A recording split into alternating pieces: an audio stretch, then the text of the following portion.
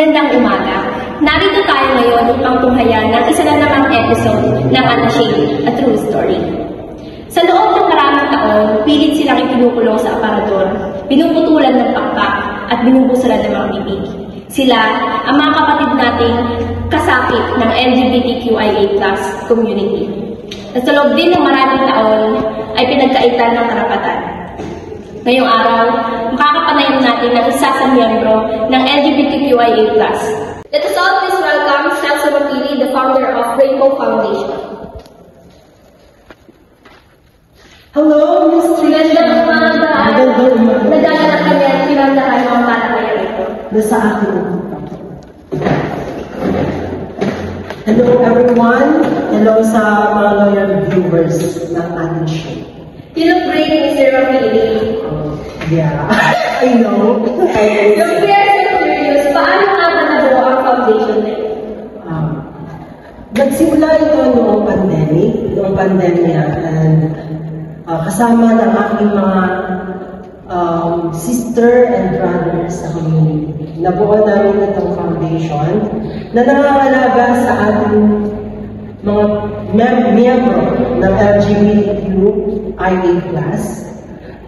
dahil masyado silang hinuhusgahan yung mga nagiging biktima ng pang-aabuso ng ating komunidad. So, through your journey, meron bang mga taong tumulong sa iyo para makuha mo ang meron sa iyo? Opo, kasama ko po dito sa aming foundation ang aking mabuting kaibigan na si Kimi de la Cruz. Actually, siya ay isang inhenyero at sobrang mabuting namin kaibigan. And siya ang kumukop sa akin nung ako ay itinakwil ng aking pamilya. Sandali muna natin puputulin ang programa ito at sa ating pagbabalik, matutunghayan natin ang buhay ni Sel Sumakili. In the shadow behind closed doors, a silent battle rages. But there's hope. Support is everywhere.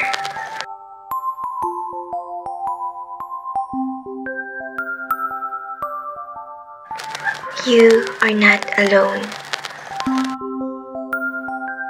Together, we can break the silence. If you or someone you know needs help, reach out to the National Sexual Assault Hotline. Break the silence. Support survivors. At tayo ay nagbabalik, ito muli ang Unashamed, A True Story.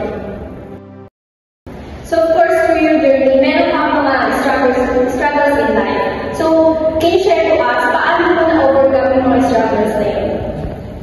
So, I was 15 years old noong umalis ako sa aming bahay.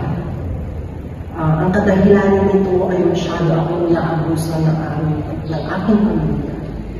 Especially ng aking nakakatandang kapatid na siyang nangharas o nang sexually abuse sa akin. So,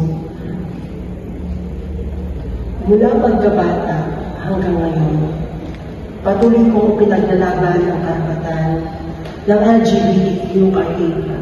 And isa ako sa mga saksing buhay kung paano ko ipatuloy. When I say sexual abuse, my brother o ang kuya ko mismo ang siyang gumahasa sa akin. And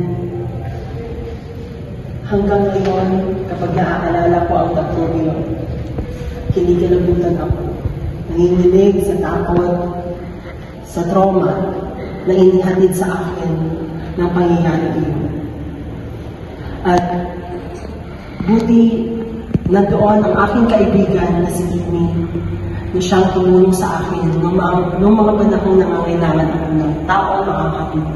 At aking pasasalamat ko sa kanya na sobra-sobra niya akong tulungan.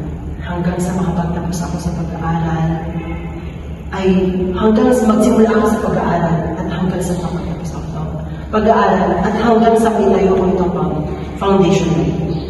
I'm so sorry you had to experience that. That was so traumatizing. So, sa ngayon, kamusta ka naman ngayon? Nasa mabuting kalagayan naman po ako ngayon. Actually, the foundation is doing great and I am doing too. I am doing well too. At ako, kasama ang aking kaibigan ay patuloy na naghahanap ng mga taong handa naming tulungan ng buong puso. At yun ang paraan ko para magbigay tulong sa aking komunidad, sa mga tao na nakakabuso, sa mga tao na nangangailangan ng tulong.